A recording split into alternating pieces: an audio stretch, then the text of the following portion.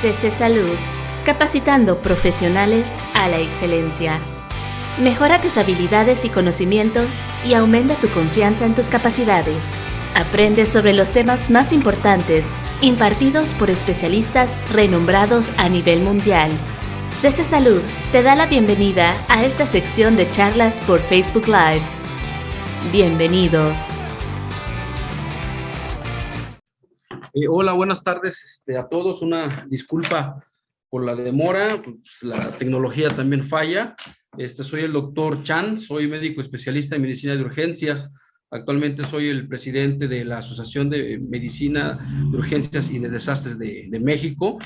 Un saludo para todo el país y para toda Latinoamérica. El día de hoy me toca compartir ustedes una charla que es detectando el evento vascular cerebral. Esperemos que sea de su agrado y vamos a enfatizar en varios puntos sobre lo que es el actual tratamiento de esta patología. Ok, no tengo ningún conflicto de interés para dar este tema. Ok, esperemos que todos nos puedan acompañar a este gran congreso que estamos preparando para ustedes. Y vamos a comenzar esta plática con un caso real que pasó, si no me equivoco, en el 2018. Es una mujer de 60 años de edad, que en el antecedente de ser hipertensa de reciente diagnóstico. Ella tiene antecedentes también de tabaquismo como factores de riesgo cardiovascular altos. Esta paciente, imagínense, la vimos en el 2019, inicia su padecimiento 30 minutos antes de llegar al hospital de nosotros. Ahí dice la hora de ingreso. Esta enferma presentaba acúfenos, disartria, bradilalia, dislalia, cefalea intenso, de inicio súbito y un temblor fino de extremidades. Esta es la razón por la que llega y acude al Hospital General del Centro Médico La Raza, donde yo laboro, y fíjense, la hora de inicio fue a las 10:40 y esta paciente ya llega con nosotros a las 11 horas, 11 horas de la mañana. Estamos hablando que es un retraso o 20 minutos, que es lo ideal que quisiéramos que todos los enfermos llegaran así de manera rápida a los servicios de urgencia. Ahorita le voy a pasar cómo llegó la paciente. Esa es su exploración física. Llegó ligeramente hipertensa y pues bueno, con la exploración neurológica que ven ustedes ahí, solamente no focalizada, pero sí tenía bradilalia. Entonces aquí la pregunta es, o sea, ¿qué hacemos? ¿Qué estudios solicitaríamos? Y prácticamente este es el estudio de la enferma.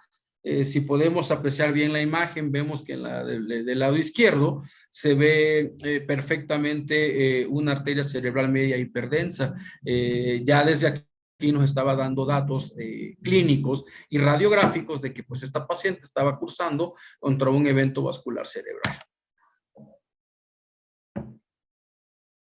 Esta fue la valoración de su ingreso, una escala de Niche de 6 puntos, un aspect de 8 y una escala de Dragon de 2 puntos. Así fue como llegó.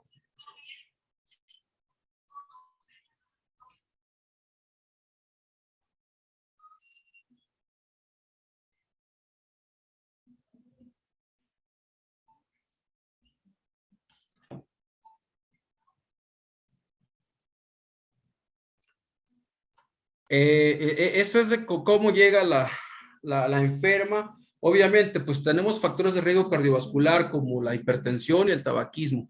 Es una paciente que tiene 20 minutos de iniciar la sintomatología. Ya vimos cuál fueron la puntuación que dimos de inicio. Ante de eso se decide la terapia de reperfusión farmacológica. Utilizamos alteplase a las dosis que dicen ahí, un bolo de 6 miligramos y posteriormente 57.6 mililitros por hora. Esta enferma tuvo una disminución del NIS posteriormente a la fibrinolisis de 2 puntos y más adelante, bueno, en la siguiente vamos a ver cómo esta paciente mejoró con el tratamiento.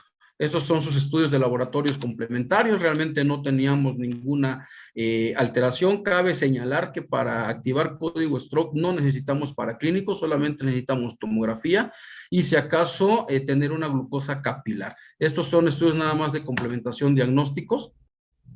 Y miren así 24 horas cómo está.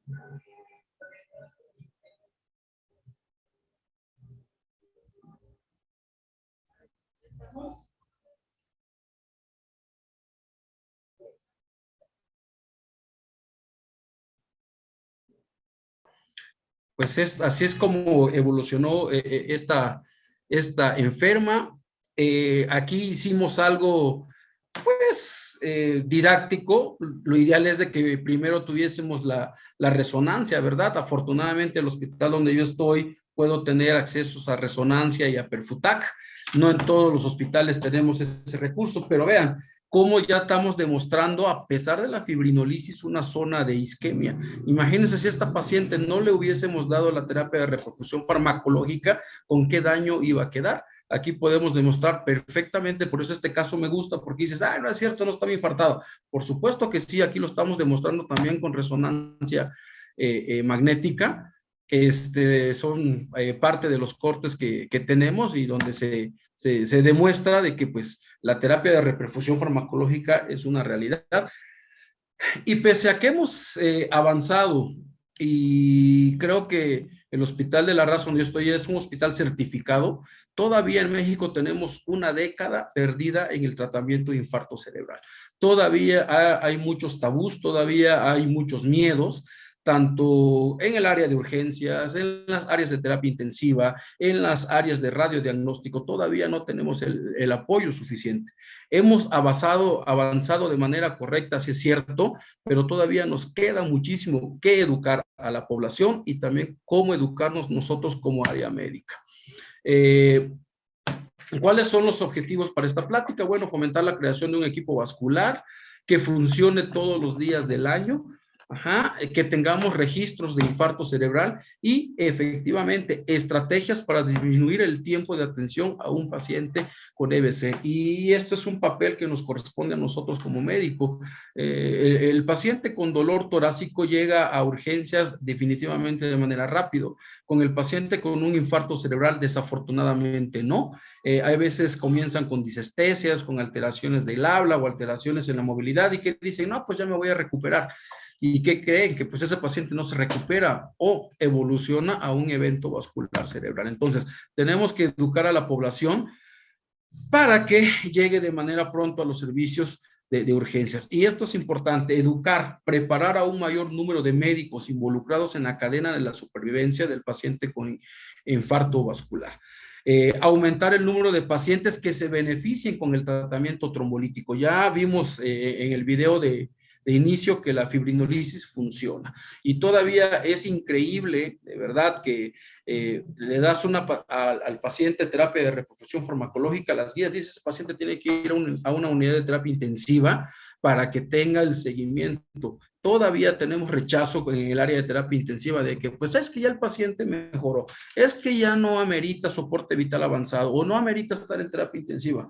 Perdón, pero pues esto es importante, educar todavía a la población médica. O la otra, todavía con el área de radiodiagnóstico también hay eso de que activas código stroke, tráeme al paciente en 1 hora, en 2 horas. Desafortunadamente no, aquí tenemos que luchar contra el tiempo. ¿Por qué? Porque el cerebro es un tejido que entre más tiempo esté en isquemia, más alteraciones voy a tener.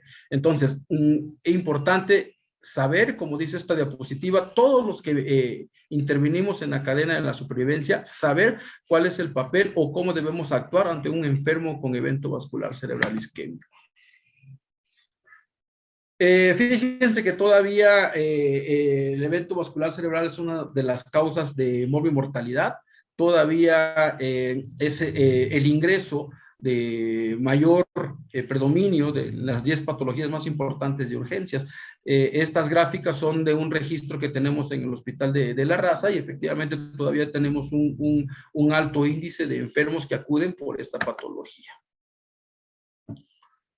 A lo largo de la historia, Han habido diferentes estudios para la terapia de reperfusión farmacológica. Como dice esta lámina, empezamos aproximadamente desde 1995, ya se hacían estudios, ya se empezaban a dar conocimientos sobre la terapia de reperfusión farmacológica. Ajá, y uno de los trabajos, tesis que tuve con uno de mis residentes fue eso, ver cuáles son los factores que retrasan la atención a los pacientes con EBC. Este trabajo lo presentamos en un congreso en Argentina y fue lo que encontramos allí, porque parte de los factores que retrasan era uno, primero el tráfico de la Ciudad de México. Segundo, que el paciente no estaba familiarizada con la patología. Tercero, ausencia de conocimiento por parte del personal médico. Cuarto, que encontramos que todavía pensábamos que la terapia de reperfusión farmacológica no funcionaba. Y otro de los puntos que encontramos en ese trabajo fue todavía el miedo y que qué tal si el paciente sangra del cerebro. Entonces fue muy interesante esos factores que nosotros le dimos seguimiento en un año y fue eso lo que empezamos a encontrar. Y bueno, ¿cuáles son las fases para tratar a este tipo de pacientes? Bueno, tenemos una fase prehospitalaria, una fase hiperaguda, aguda y una fase posaguda. Aquí en lo prehospitalario es muy importante porque yo creo que vivimos en una de las ciudades más pobladas del mundo. No todos los hospitales tienen la estructura suficiente o no cuentan con el recurso para atender a estos pacientes. Como dije al principio, lo único que nosotros necesitamos es una tomografía, pero el personal paramédico también debe de saber a dónde dirigir al paciente. Acuérdense que es paciente correcto, en el tiempo correcto y en el hospital correcto. Desafortunadamente no en todos los hospitales contamos con tomografía y hay pacientes que te llegan en tiempo ventana para terapia de reperfusión farmacológica. A veces el área prehospitalaria no entiende esta parte y ya te llega el paciente y dice, ¿sabes qué? Yo no tengo tomógrafo. ¿Y qué te dice el paramédico? Ya no puedo mover a mi paciente a otro hospital, es que la ambulancia no tiene gasolina, es que se me complica y demás. Entonces le estamos quitando una oportunidad al enfermo de poderlo hacer totalmente 100% dependiente. Entonces, la parte prehospitalaria sí es muy importante y vuelvo a repetir, paciente adecuado, hospital adecuado y el tiempo adecuado. ¿Ok? ¿Y cómo va a estar compuesto el código cerebro? Esa foto que ahí tengo fue en el 2018, nosotros en el Hospital de la Raza, llegó gente de Alemania a través de Boehringer para empezaba a supervisarnos para ver cómo estábamos haciendo el código stroke, nos estaban evaluando tiempos, si hacíamos y no hacíamos bien las cosas. Ahí en esa imagen, pues hay gente de urgencias, hay gente de radiología, radiólogos intervencionistas, neurología, y entonces ya empezamos a nosotros ver que ya era una realidad que sí podíamos cumplir con los estándares mundiales para el código cerebro. Obviamente el equipo está compuesto desde el médico de urgencias hasta trabajo social, camilleros, etcétera, etcétera. Todos ellos son importantes, todos ellos tienen una función que se debe de cumplir. Si alguien del equipo no sabe su papel, pues el paciente no va a salir adelante. Entonces, este equipo, nosotros afortunadamente en el Hospital de la Raza está funcionando y puedo decir que hemos sacado pacientes adelante con gran éxito en lo que es la terapia de reperfusión farmacológica. Ok, y empezamos con el personal de vigilancia. En todos los hospitales tenemos vigilancia. Hay veces que desafortunadamente no le dan el acceso o no dirigen adecuadamente a los pacientes que tienen un código stroke. Entonces, ya nosotros igual acá en los hospitales, desde la entrada, donde está la entrada principal al hospital, o las diferentes entradas al hospital, ya hay una línea roja y tiene las figuras de un corazón y un cerebro. Ya el personal de vigilancia sabe que cuando un paciente tiene con alteraciones neurológicas, pues nada más literalmente sigue la línea para llegar al paciente o al área de triage o al área de choque. Entonces, eso ya se está implementando en muchos hospitales aquí en México. ¿Para qué? Para que este paciente se le dé la atención pronta y oportuna. Personal de camillería, nos dimos la tarea de educar a todo el personal de urgencias y del Hospital de la Raza. Nos fuimos a un curso donde invitamos a radiólogos, a camilleros, a vigilantes, a trabajadora social, obviamente médicos, perdón. ¿Y qué es lo que hace el camillero? Pues apoyar a movilizar al paciente. Ojo, en esta diapositiva pongo uno de mis residentes para que vean qué tiempo es cerebro. Es decir, todavía el camillero no nos apoya mucho. Entonces, ¿qué es lo que hacemos? Pues nosotros mismos aquí, como vemos en esta imagen, llevamos al paciente al tomógrafo para empezar la terapia de reperfusión. Entonces, a veces en ese tiempo de que no hay camillero, son minutos valiosos que se pierden. Entonces, tenemos que nosotros tener esa labor de subir a los pacientes a los estudios diagnósticos. Obviamente, en el triage, pues ya personal médico y enfermería, pues va a valorar al enfermo. Aquí hay que ver exactamente también, preguntar cuándo fue la última vez que al paciente se le vio bien.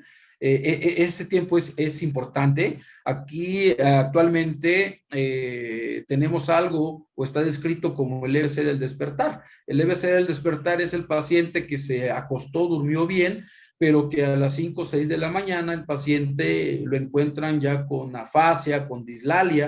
Aguas, antes decía, pues si ya lo vieron desde las 8 de la noche bien, pues ese paciente ya está fuera de tratamiento. No, error. Al contrario, esos pacientes con el EBC del despertar son pacientes que son candidatos o a perfutat o a resonancia magnética para ver efectivamente si todavía tenemos área de penumbra que pueda ser un tejido viable. Entonces, importante el área de triage para determinar a estos pacientes si son candidatos a estudios de imagen o de terapia de reperfusión farmacológica. Enfermería también, pues va a checar signos vitales, empieza a canalizar al enfermo, a tomar muestras y se prepara para la terapia de reperfusión farmacológica. Obviamente el médico tiene que hacer una valoración más concreta del paciente. Acá en el Centro Médico La Raza, desde que el paciente se detecta en triage, se toca un timbre, se va al área de choque el paciente y en el área de choque pues se hace otra valoración, se vuelve a valorar la escala de NIS y en ese momento ya se está presentando al paciente para tomografía para acortar los tiempos. Entonces eso hacemos. Obviamente si es el cambio de turno como en todo hospital, no hay personal suficiente. Los mismos médicos, incluso mis residentes, suben al paciente de una vez a tomografía para preparar ya la terapia de reperfusión farmacológica. Vuelvo a repetir, es un hospital de que puedo tener muchos recursos. Si la tomografía no es suficiente, el paciente lo pasamos a perfutar o incluso a resonancia magnética. ¿Cuáles son los puntos claves de que vemos para la exploración del paciente? Es decir, cómo está el estado de alerta, si la mirada la tiene o no desviada, la posición de las extremidades, que los signos vitales estén en rangos normales, y cómo está también su mirada, su posición de las extremidades. Todos estos puntos nos van a ayudar, como vimos en el video de inicio, de que estamos ante un paciente con infarto cerebral. Estas son escalas de valoración que debería de aplicar para el personal prehospitalario. Obviamente nosotros en el hospital tenemos que conocerlas, por supuesto que sí, porque nos orientan a clasificar mejor un evento vascular cerebral. ¿Ok? Ya tenemos también la escala ABC de 2, actualmente ya está la ABC de 3, en cual incluyen pacientes o incluyen estudios de imagen. El ABC de 3 ya te dice, paciente de riesgo cardiovascular. sintomatología de EBC aunado a datos sugestivos en estudios de imagen, ese paciente lo tienes que hospitalizar y estar al pendiente porque en cualquier momento puede evolucionar a un infarto cerebral. Entonces, aguas, ahorita es importantísimo ya contar con estudios de imagen para clasificar a este paciente y no tener, decir, es un ataque isquémico transitorio, aguas.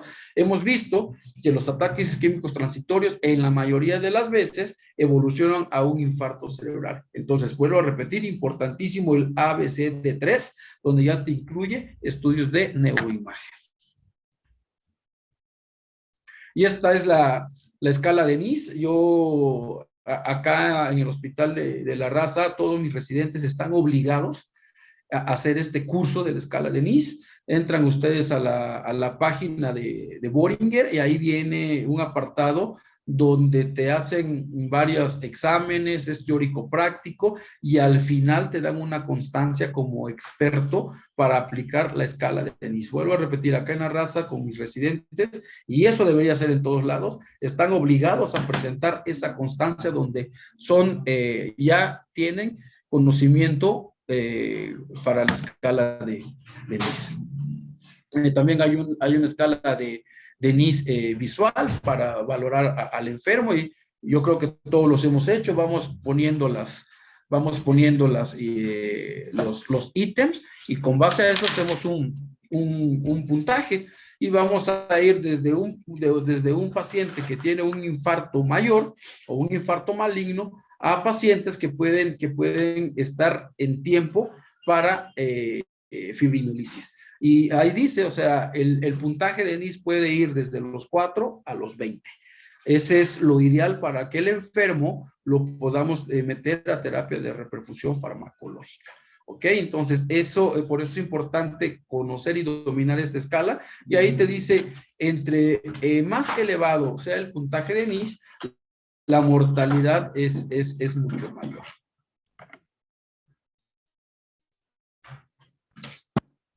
Obviamente, vuelvo a repetir, para el infarto cerebral solamente necesitamos la clínica del enfermo, escala de NIS, estudios de imagen y una glucosa capilar. Ha pasado, hemos sabido de casos que le han dado terapia de reperfusión farmacológica a pacientes con hipoglucemia. Aguas, También es el caso de que hay médicos que dicen, no, es que no lo quiero trombolizar porque el paciente no tengo todos los estudios de laboratorio y tengo miedo a que vaya a sangrar. Vuelvo a repetir, para stroke solamente necesitas la clínica, la tomografía y una glucosa capilar. ¿Y la tomografía por qué? Porque pues, efectivamente voy a ver si no tienes contraindicaciones para darle terapia de reperfusión farmacológica. ¿Y cuáles son esas? Que el paciente tenga sangrado, que tenga neoplasias, pero si tengo datos sugestivos de isquemia, pues ese paciente lo tengo que someter a terapia de reperfusión farmacológica. Y en esta lámina vemos cómo se van a clasificar con base al tiempo y cuáles son los hallazgos que podemos encontrar con pacientes con un EBC. Podemos ir en agudo, que son a los pacientes que nos interesan. Actualmente también ya ha ido cambiando mucho el tiempo. Te dice que si tienes perfutac o si tienes resonancia, el tiempo para la terapia de reperfusión se puede ir hasta las 9 horas. Nosotros tenemos casos donde hemos dado terapia de reperfusión farmacológica con perfutac o con resonancia entre 6 y 7 u 8 horas y al paciente les ha ido bastante bien. Y obvio esto es lo que debemos de conocer como médicos, cuáles son los territorios que se van irrigando y en donde podemos encontrar datos de hipodensidad o alteraciones de isquemia. Esos son todos los territorios. Podemos ver la arteria cerebral media, podemos ver la cerebral anterior y la posterior y cómo se va irrigando en lo que es el cerebro. Obviamente sabemos que estos territorios los vamos a clasificar, va desde el M1 hasta el M6. Y si vamos encontrando datos de isquemia, pues vamos sumando puntos para determinar si este paciente es candidato o no a terapia de reperfusión farmacológica.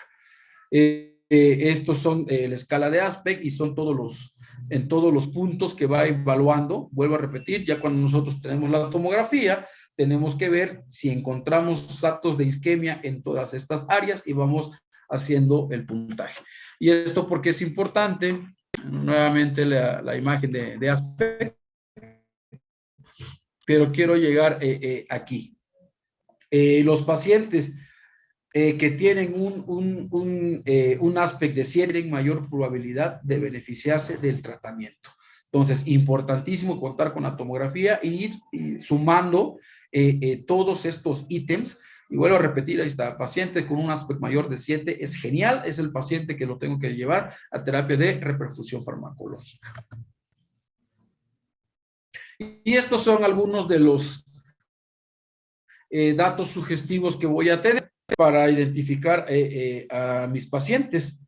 Ganglios, alteraciones en los ganglios basales, ribete insular, cápsula interna, signos de la arteria hiperdensa. Vuelvo a repetir, a mí me ha pasado y en mi práctica es paciente que con clínica DBC, un NIS de 10 puntos y la tomografía tengo datos sugestivos de isquemia, ese paciente yo no le pienso y lo someto a terapia de reperfusión farmacológica.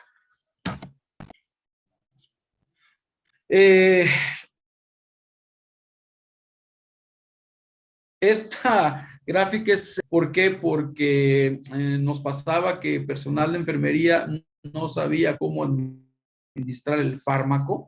Estas láminas estaban ahí, se ve cómo se prepara el fármaco y justamente por eso las teníamos, porque era bien curioso que no se pasaba correctamente el fármaco y el paciente pues no le iba bien. Entonces es una imagen de ver cómo se preparan los fármacos de fibrinolítico para pasárselo a los pacientes.